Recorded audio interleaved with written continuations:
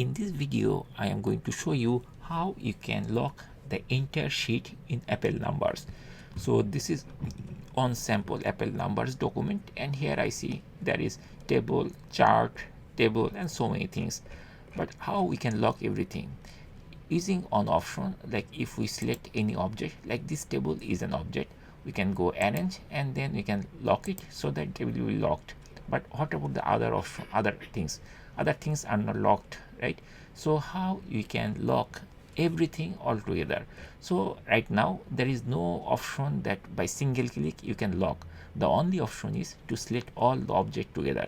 So you can select the objects like this one, then you can hold shift key and click here, then it will be selected, then this will be selected. So in this way you can select all the objects together, and then finally you can go here arrange and lock so that everything will be locked properly. So there is another shortcut to lock everything, that means entire sheet objects together. I will show you now.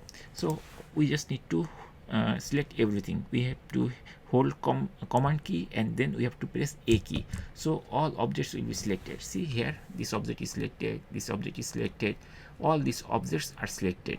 Now what we can do, we have to go now arrange and then we have to press this lock button, I mean lock menu. I'm going to click here and everything will be locked. Now see here, everything locked properly. Now you can do any change or any modification of this entire page. In this way we can easily lock entire sheet in Apple numbers.